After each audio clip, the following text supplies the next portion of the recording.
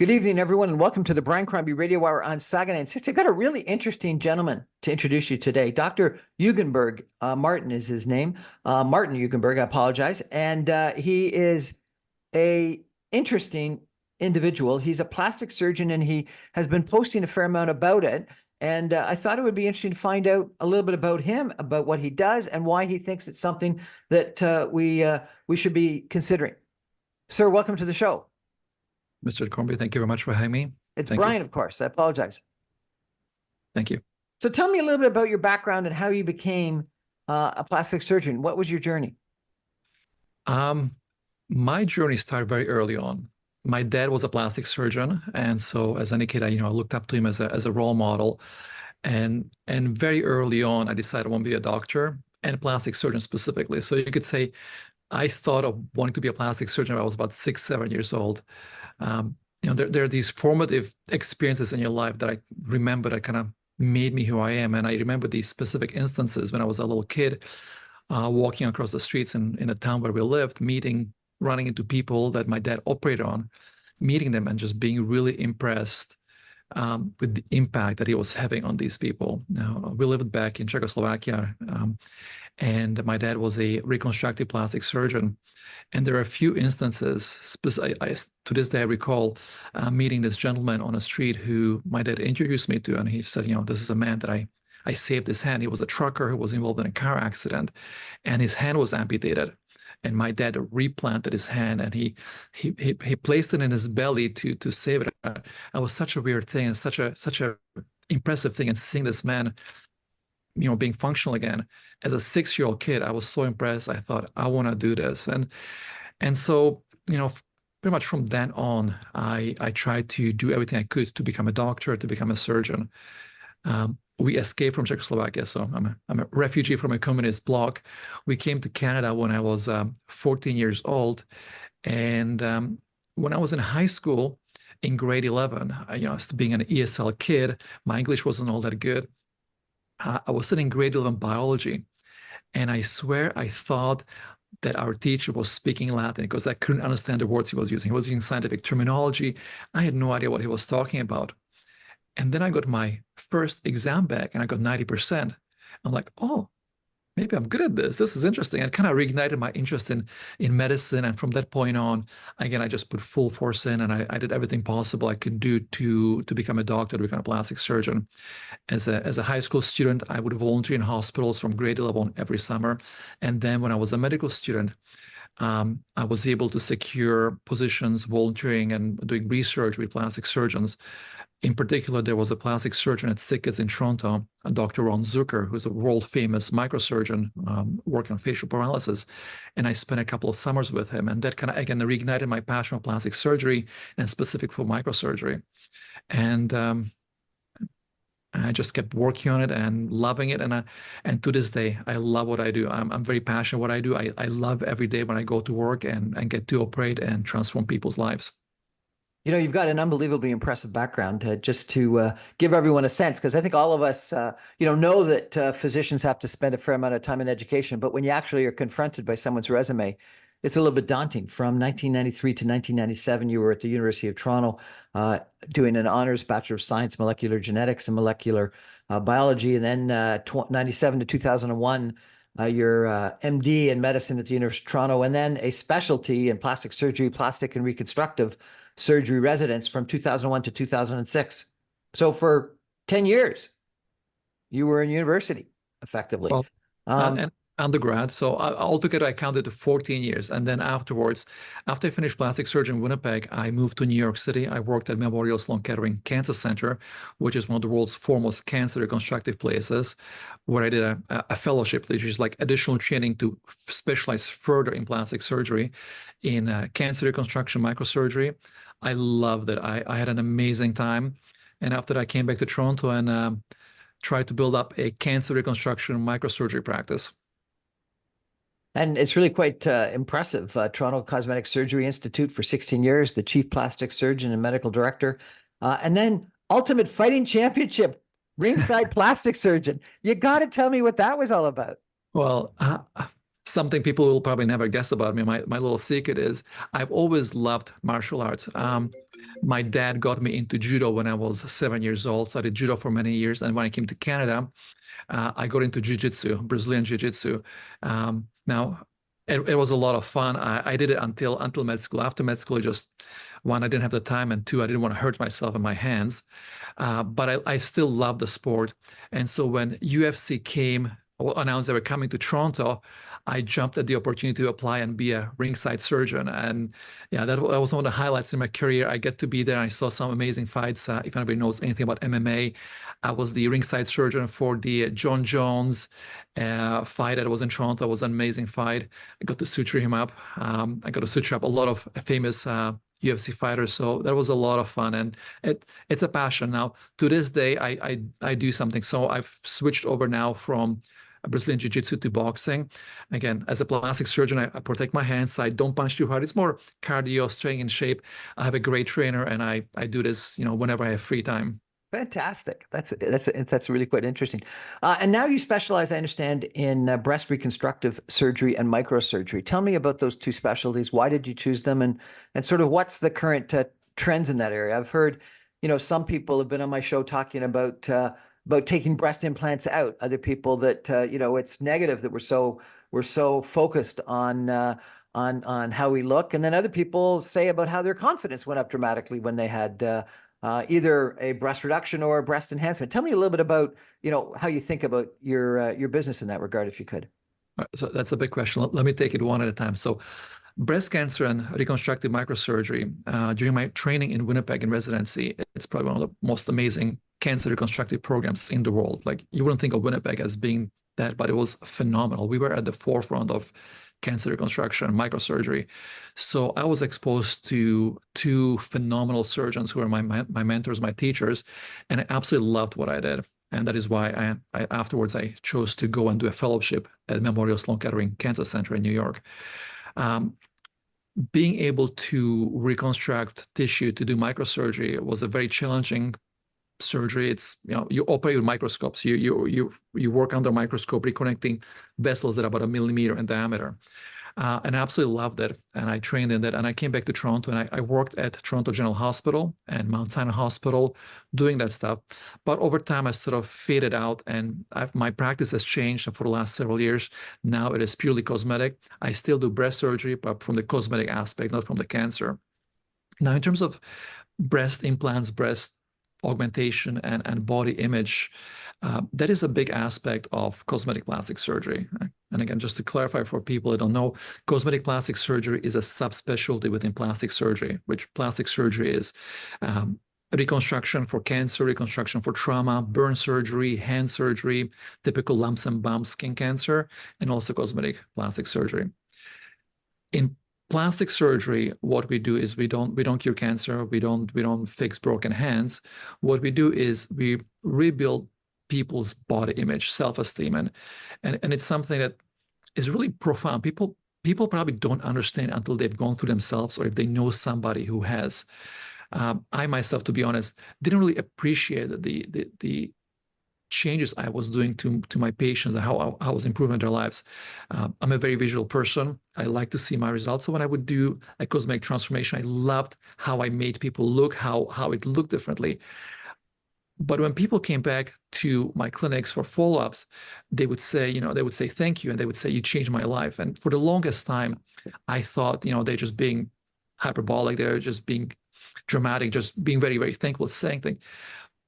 But after a while, I realized it really does change people's lives. It really changes their body image, their self-esteem. People truly feel like their lives have changed. When you have something that's on your mind that's bothering you, something about your appearance, no matter how superficial people may say it is, it impacts your life. It affects how you feel about yourself. And if we can change it, if we make it better, if you take that mental burden off your shoulders, you just feel like a new person. And I can't put it towards what a transformative thing it is. You really have to see it. You have to really meet somebody and see how their demeanor changes, how their life changes, how positive they become. I've heard about people taking breast implants out, and they think that it causes a lot of disease or depression issues and things like that. What's the scientific evidence on that? So there's something out there called the breast implant illness, and there's a lot of women who are unwell for whatever reason, and they can't find anything wrong with them. They just done all the tests, everything else. They can't figure out what's going on. And so they say, well, it must be the implants. And the problem with the logic is that there's a lot that we don't know in medicine. There's a lot of stuff in medical science that we just don't know, we can't cure. And so to then go and make a conclusion about something, blaming it, is not always right. Breast implant is something that sort of gained more and more popularity on social media. And so people have started looking there. There's research going on. People are looking into it and trying to see if they can find any correlation with anything. And to this day, there's no really good study that really has shown a correlation between breast implants and various ailments that these people have. Now, this is not to discount that people are unwell. There are a lot of people that may be unwell for whatever reason, but to conclude that it's because of breast implants, we don't really have the evidence yet. There's research going into it. We're looking into it. But for now, it's very subjective. In my personal experience, I can tell you, I've had a few women who felt unwell and thought it was their breast implants. And it was one particular patient I remember who was very upset about her breast implants and really felt that, I gave her this disease, and I wanted to help her, and I was curious myself. So I brought her in. I agreed to take the implants out. And so I took out the implants. While I was doing that, I looked around and I thought to myself, if this breast implant is really this toxic bag that's causing you being unwell all around the body, you think that the epicenter where the breast implant is, there'll be some signs, there'll be some sort of inflammation, there'll be some indication the implant is being rejected in some way, or there's some reaction. What I found was that her implant was completely intact. The capsule, which is a scar tissue that forms around the implant, was very thin, meaning there was a very little body reaction. So we took it out. She felt great, but I still think to myself, like, there was no reaction in the breast tissue itself, which is the epicenter of this toxicity. If you believe that, then why are we blaming the implant? And I don't have the answer. I did not see anything to confirm the suspicion that the implant is the thing that was making her worse. But you took it out. I took it out. Yeah.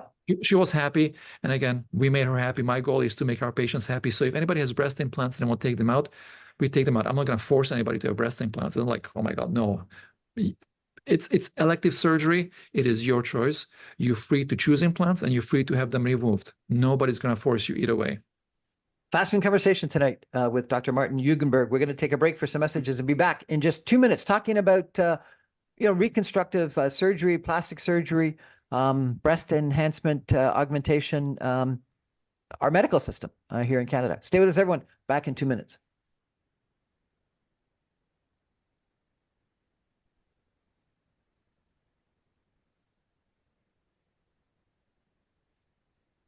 Welcome back, everyone, to the Brian Crombie Radio Hour on Saga 960. My guest tonight is Dr. Martin Jugenburg. The J is silent, I'm told. He's a board-certified plastic and reconstructive surgeon with offices in Toronto, Dubai, Kuwait, and Miami. Dr. Jugenburg has been in practice for almost 20 years and has established himself as a leader in the field of cosmetic surgery. He yields some of the best plastic surgery reviews, with patients coming from around the world to seek his expertise and innovative surgical techniques with quicker recovery, combined with his artistic eye to provide the best possible aesthetic results and unparalleled patient care. I read that, sir, and I had to ask you, what's your artistic eye and what's the best possible aesthetic results? It is the one that the patient wants. So this is a very good topic. Thank you for bringing it up. The thing about my practice is that I don't impose my aesthetic on my patients. A lot of plastic surgeons learn in their residency how things should be, how things should look, what is beautiful. We learn about the golden proportions, human body. And then I find a lot of my colleagues try to stick to it and go with it. What I found early on in my career is that a lot of my patients don't necessarily want that. Like so many things, there was this one particular patient that had a profound impact on me and changed the way I look at plastic surgery. This was a young lady who had came to me with small breasts, wanted to have a breast augmentation, and I did a breast augmentation for her. I used the anatomic, natural-looking breast implants, gave her an amazing result. I was very proud of myself. It was great. It was early in my career. She looked beautiful. All was good. And then a year later, she came back to me and she says, Dr. Jugenburg, you did a great job. I look very natural. Can you make me look a little bigger, a little more fake? And that was like, wow, okay. That is when I realized that what I consider beautiful may not be what other people consider beautiful, may not be what they want. Why would she want to look a little bit more fake? Well, good point. This is shocking to a lot of people who don't know much about cosmetic surgery, is that not everybody wants to look natural. I do a lot of breast augmentations where people go, oh my God, that looks fake, that looks round. Like, yeah, that's exactly what you wanted. Uh, Not everybody wants to look natural. Quite a few people that come into my practice say they want to look natural, but when they show me their wish pictures, that's what I would call fake. Some people come into my office and say, you know what? I paid for these. I want to make it clear these are not real. I want to look like I paid for these. And the aesthetic has also changed because of social media and what people see out there. I had one woman come to my office, walks into my office with a serious face and says, Dr. Jugenburg, I want breast augmentation. I want you to make me look very natural. And she pulls out a picture of Victoria Beckham, that one picture when she's got these two big bubbles on her chest. I looked at that picture. I said, oh, that kind of natural. Okay, we can do that. So give me, I'm not an expert obviously in this. Give me a sense. What is sort of what you said, the sort of the perfect proportions? What's natural? What's big? And So, maybe you do it in cup size, or I don't know. Like, give me some sense of what you're discussing here in size. so I refer to something called the golden ratio. The golden ratio is a mathematical formula that describes beauty. It's the mathematical answer to beauty. Your readers can go ahead and Google the term golden ratio and beauty. This is a ratio that's found throughout the universe in astronomy, in biology, and it's what we consider beautiful. However, these days, a lot of women don't find that beautiful. Things that fit the golden ratio are not what they want. Kim Kardashian, a big influencer on how women look, the way she changed her butt, for example, that is not what we consider classically beautiful butt. But then again, what is considered beautiful has changed through time. If you look at ancient Greek, ancient Roman statues, that is what I personally find beautiful. I think that's beautiful human body form. But things have changed. If you look at Baroque, if you look at Gothic drawings, people become more voluptuous, bigger, rounder butts. And then again, let's say in the 70s, we had women that were skinny, like Kate Moss. In the 80s, a stick figure, that was considered beautiful. And now in the 90s and 2000s, Kim Kardashian became beautiful, big, voluptuous curves. And now Kim Kardashian again lost her butt, and that is becoming more popular. So the standards of beauty change. The golden ratio has remained in time. The golden ratio has persisted, but day-to-day beauty standards do change. And as a plastic surgeon, my goal, the way I see it, is to deliver on my patients' wishes, my goals, in a safe manner, as long as it's safe. I won't do crazy things. If someone wants to have cat eyes or wants to have 5,000-liter breast implants, I'll say, I'm sorry, that's not something I can do. I can't, I don't think it's safe. I don't think it's good for you. But as long as it's within reason, I'm happy to deliver on this. So to answer your question of what is my aesthetic is the one that matches your goals. When patients come for a consultation, in my opinion, the most important thing is for me to figure out what is it that they see in their head. When they close their eyes and imagine themselves, what I want to look at, I try to get into their head. I try to understand what is the image they see and then try to create it for them. Because if I can't, or if the image is something I cannot do, then I turn my patients away. I don't try to impose the golden ratio on all my patients. So you've said this several times. Can you give me some sense of it? Is it like, is the golden ratio 36, 24, 36, or what's the golden ratio?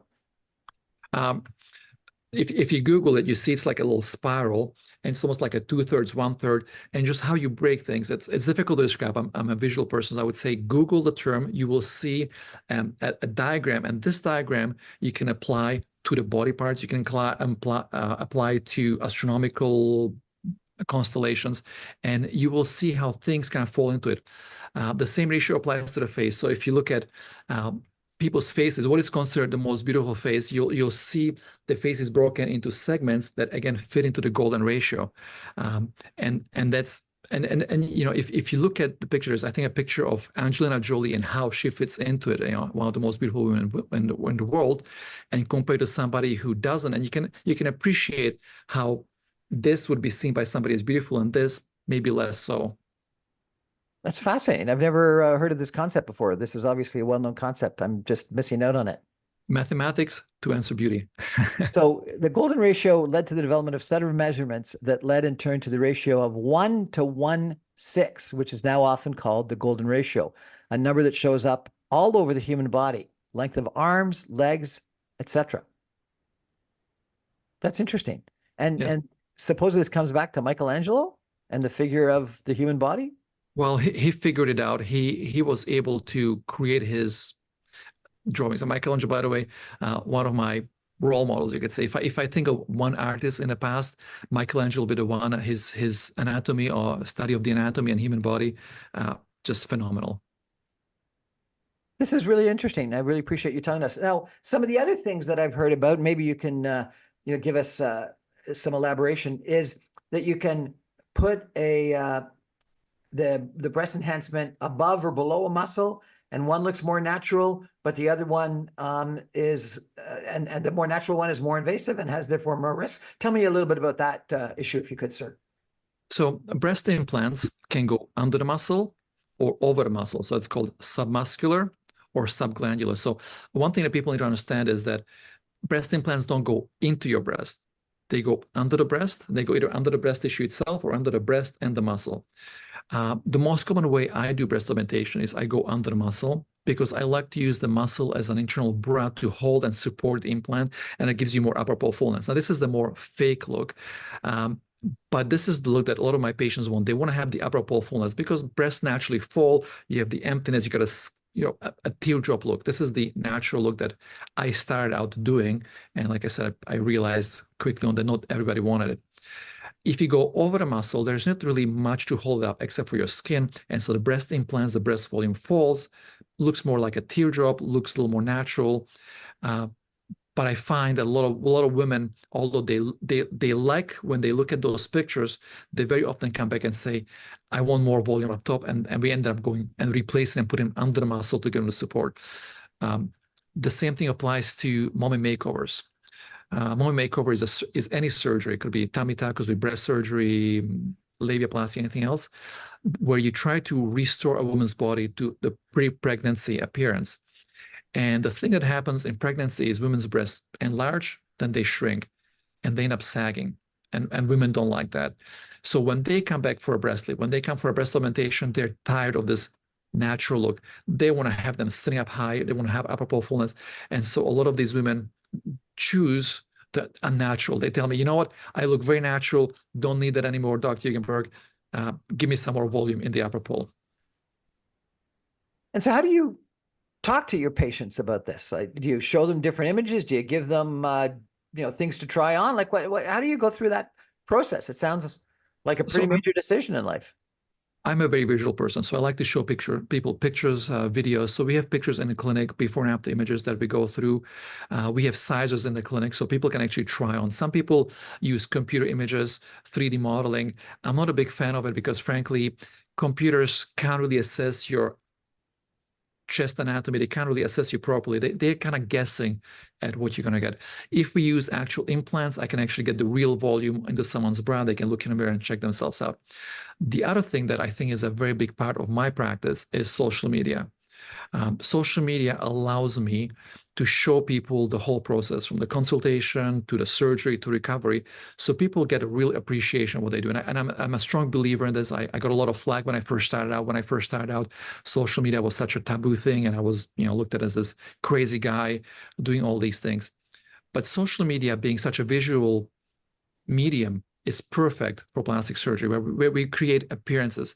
So I'm able to show people what things look like. They can see what other women have gone through. They can see what they look like. They can have a realistic expectation, because you just don't see the pretty part. It's like on TV that you see a woman walking there at 8 p.m. and at 9 p.m. when the show is over, she walks out beautiful, all done. You see the process where she's bruised, when she's swollen, things can look kind of funny, things take some time to settle. It's a whole process.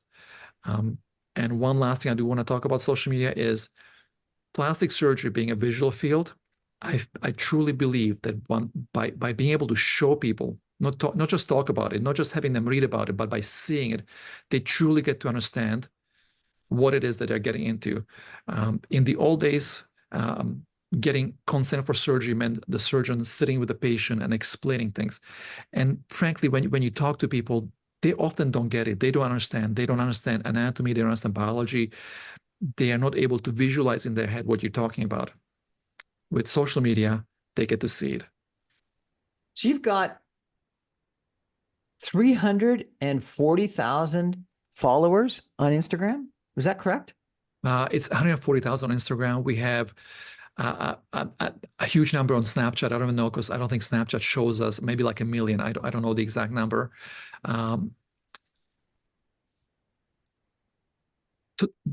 But what it does is when our patients follow us, it is night and day when a person walks in who's never seen us on social media versus a person who comes in and who's been following us. People that have followed us, the consultation is completely different. They pretty much know what I'm going to say. They are, yes, I know, doctor. Yes, I know. When I talk to somebody who hasn't followed us on social media, they're really brand new. They're confused. They come back for rediscussions. They have a really hard time making up their mind. People that follow me on social media, usually one consultation, and they feel like they know everything. I feel like they know everything, and I love it.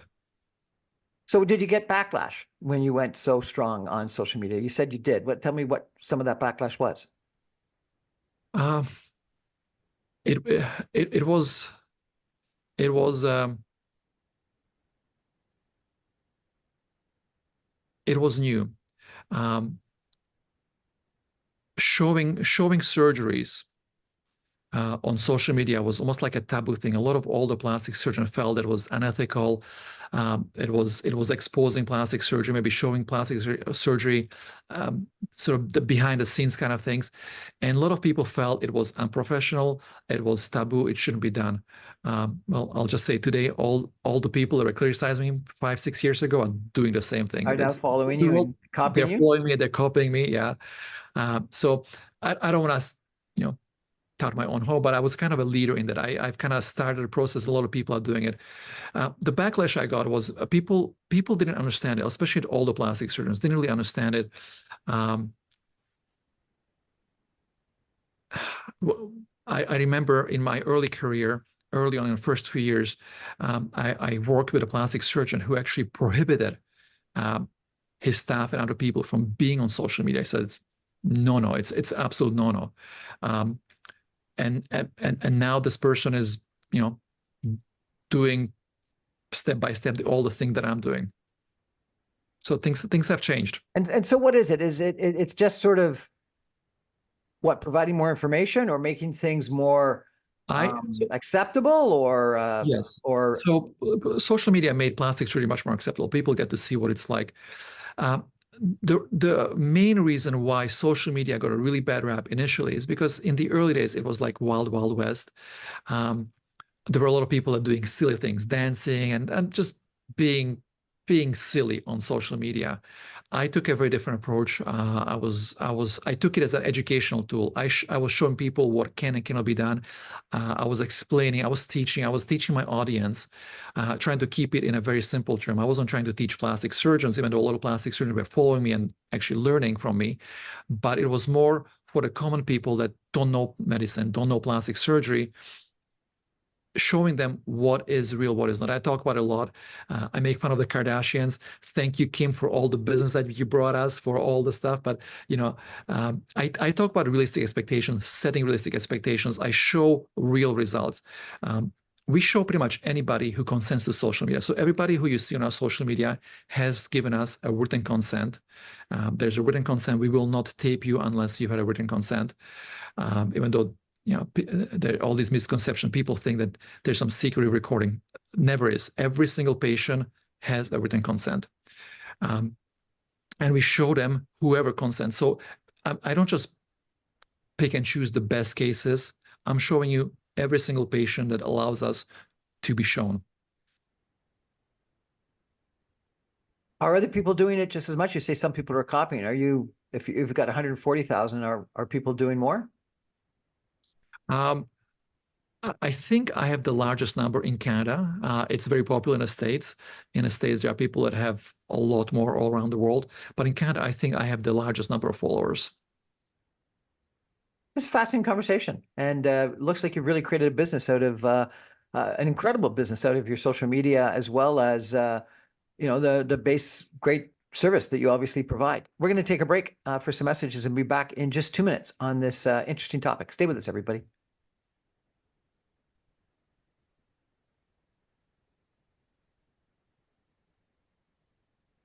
Welcome back, everyone, to the Brian Crombie Radio Hour on Saga 960. I'm chatting tonight with Dr. Martin Jugenburg. He is a board-certified plastic and reconstructive surgeon. We've talked about breast enhancement and augmentation. He also offers a full range of plastic surgery procedures, including a deep plane facelift, awake facelift, neck lift, eyelid lift, Brazilian butt lift, tummy tuck, arm lift, breast augmentation, breast lift, tummy tuck, arm lift, hair restoration solutions for both men and women. The majority of your client base, I understand, is female patients who you say want to feel more comfortable with their bodies after changes caused by pregnancies, weight loss, and or the natural aging process. You've also worked on countless athletes, and you were the Canadian ringside surgeon for the UFC, which we talked about earlier. Tell me a little bit about all these facelifts and neck lifts and eye lifts that you work on, if you could. Well, I'll tell you that facelifts are actually my favorite procedure to do. I love it. I do a lot of body. Most of my work is body, but I love facelifts because facelift surgery is very fine, very delicate.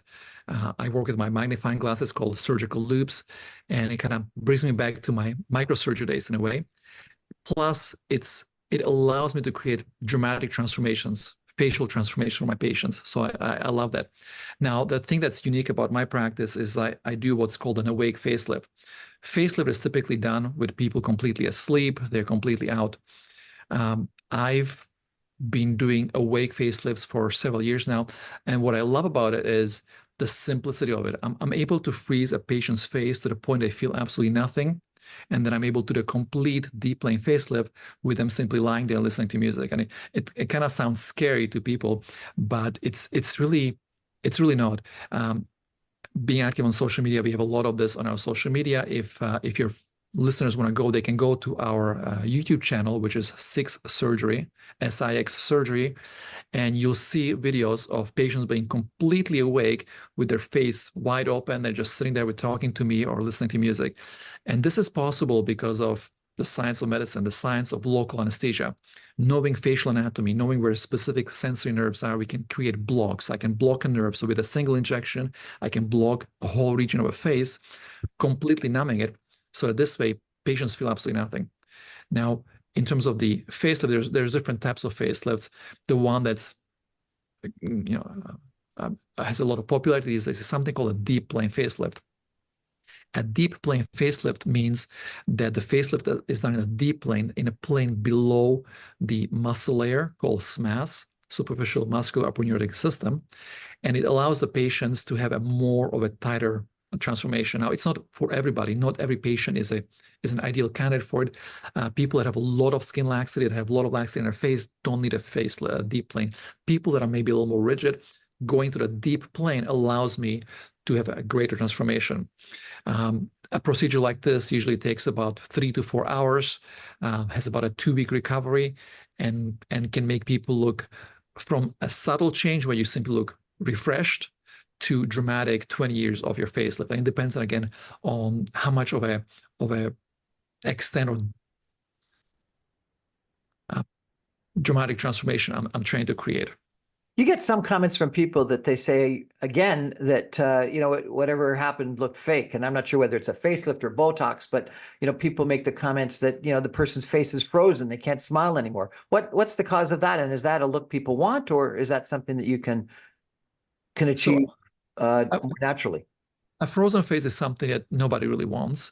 A frozen face is the result of a Botox or a neuromodulator neurotoxin injection done excessively. And maybe there are people out there that want this. I haven't met those people. I'm sure there are some out there that want to have nothing to move. But that is excessive injection of substance like Botox. What Botox is a medication that relaxes muscles. So it interferes at the junction between a motor nerve and a muscle. So the signal from the nerve from your brain to move a muscle is not getting through. So the muscle is sitting there not moving. The benefit of that is that if you're not moving your muscles, if you're not making facial expressions, you don't create wrinkles. But we don't want to freeze people's faces. We just want to soften them so there's still movement, but it's not dramatic. And this helps to minimize wrinkling and aging of the face. Is this whole sort of youth orientation, trying to, stay young, look young, have the perfect body, is this a positive or a negative trend, do you think? I think it's a positive trend, but like anything in moderation, anything in extremes is never a good thing. You have people that do extreme plastic surgery. Good for them if it makes them happy. That's not something I personally like, and it's not something I do. But in moderation, why do we need to accept that you age? People say, well, age gracefully. Sure, but if you don't want to, why shouldn't you be allowed to do something else?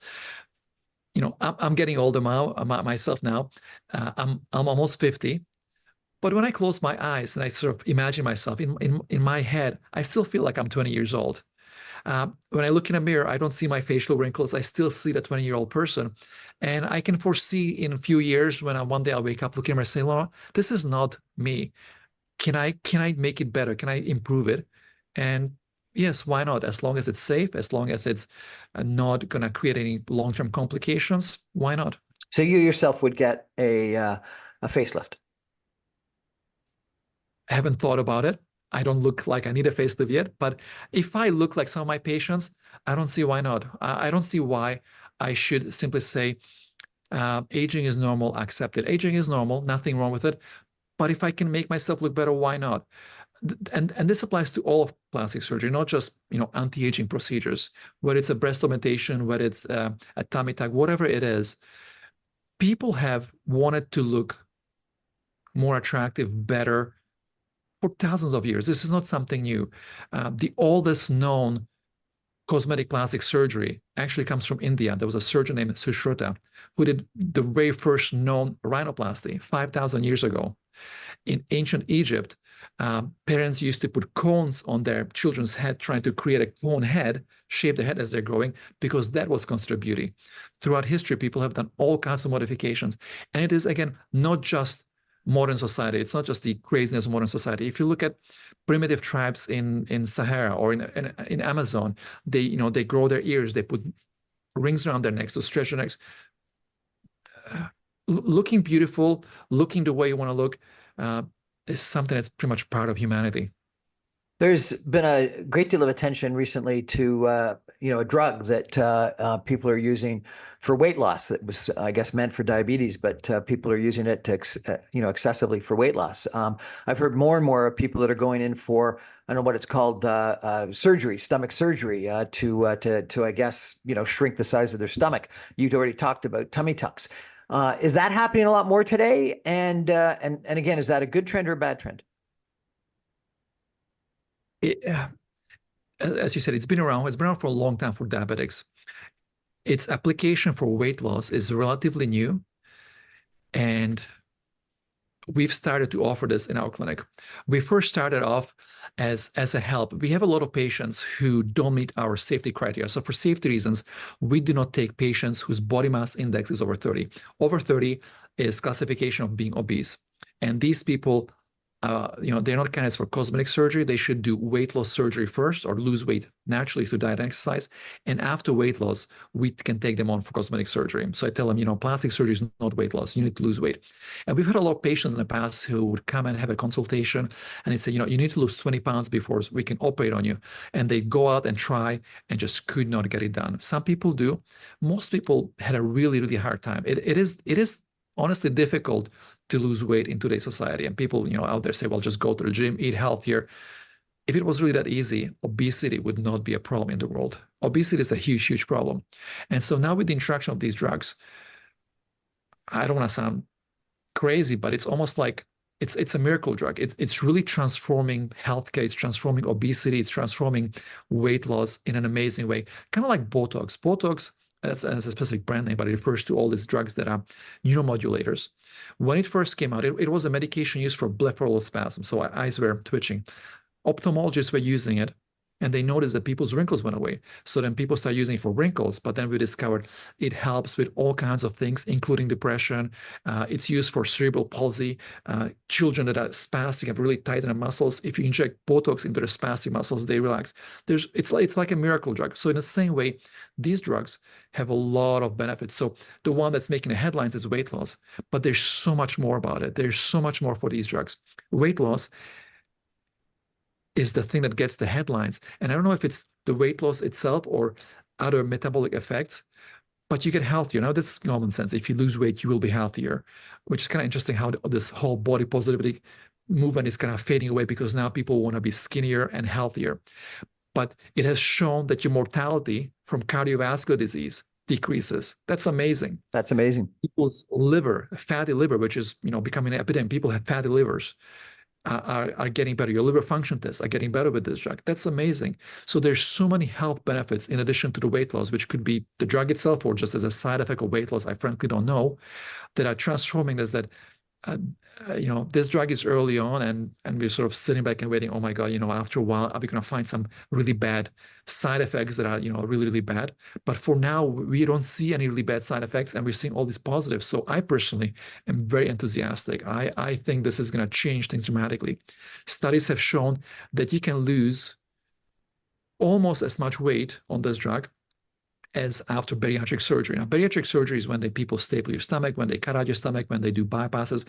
These are very dramatic surgeries with serious morbidities. It's a serious surgery. People can have serious complications.